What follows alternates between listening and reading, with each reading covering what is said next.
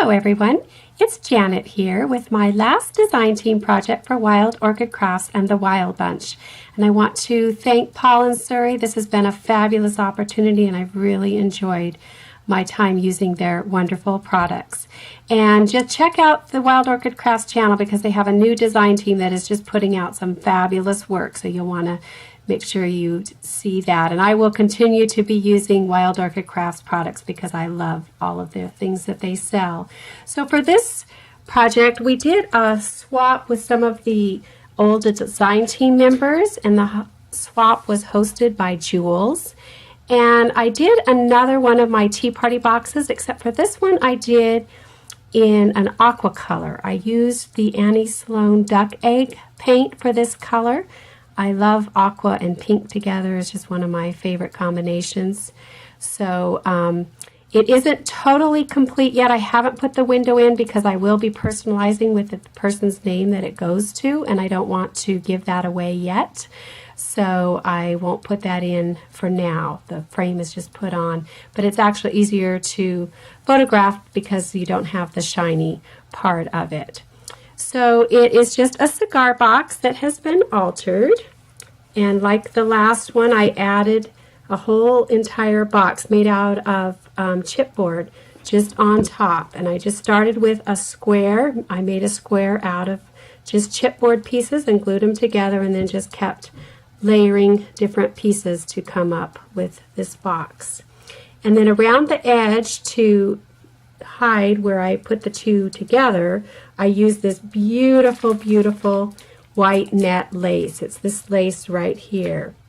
The code number I have is old, so I won't share that. But isn't that gorgeous? And it makes it look like it's supposed to be there, but it's just to hide where the two boxes meet. So that's all the way around the box. And then I use the Tim Holtz feet like I did before, but this time I left the silver. I wanted kind of the silver pieces to show on this box. And then for my scene, here again, I made the furniture out of wire and just painted it with off-white paint. So I made the table and the two chairs.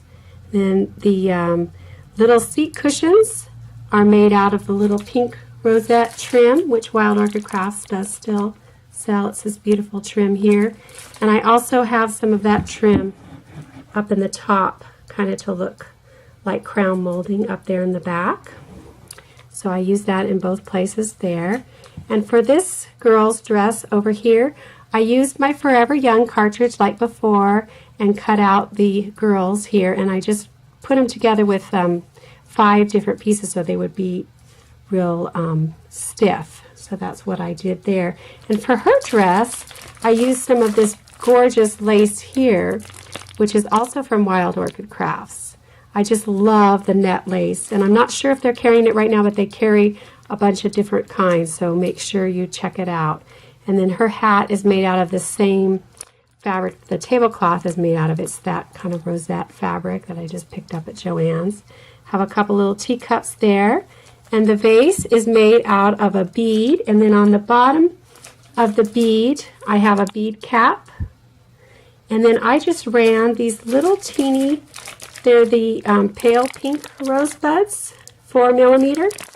I just ran those through the bead and through the bead cap and then glued them and then just cut the stems off below the bead cap to make that cute little vase back in the back there.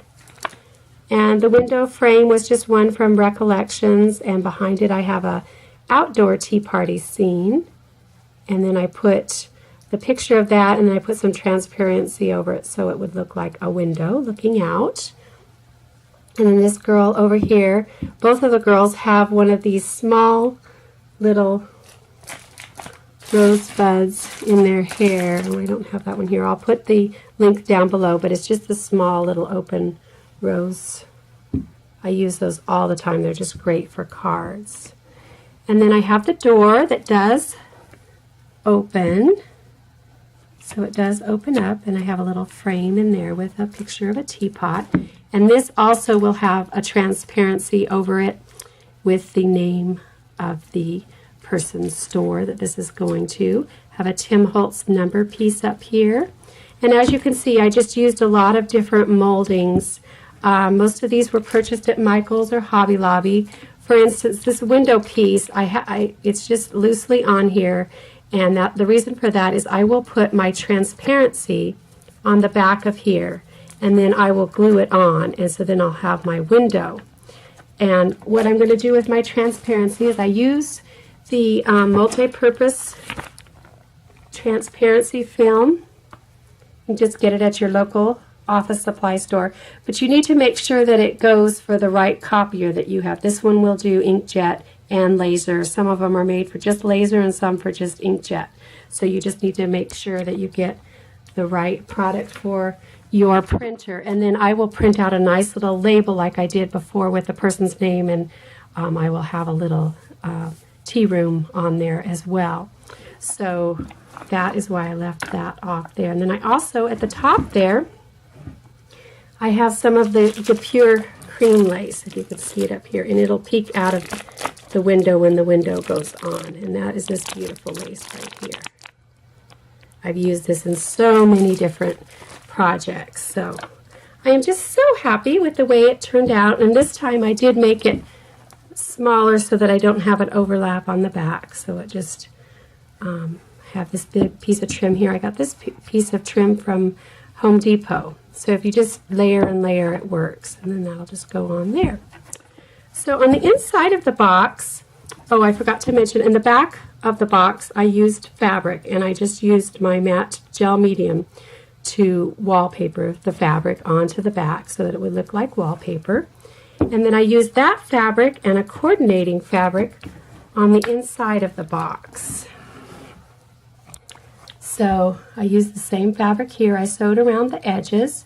I have a little Recollections corner there, and I think that's a Petaloo dress form, wood dress form. And then here I have a really beautiful little arrangement of gorgeous flowers, and I used several different ones. I used the two-tone mixed color wild roses for this aqua one here, and I used a couple of the two-tone champagne pink wild roses, 1 inch here and here. And then I used one of the two-tone colored wild roses, 1 inch. And then I used some of those same smaller flowers, and I'll put the information down below on those. And right here I used a decorative crown pin. It's in an aqua color, and attached a couple of beads and just stuck it into my cluster. In the back here I have some of the rose silk ribbon. I don't believe Wild Orchid Crafts carries this any longer, but I did get it from them. So I have that in the back, and then I have a piece of vintage lace kind of draped coming in back there. And then this is some vintage lace running along here, and then this makes a pocket.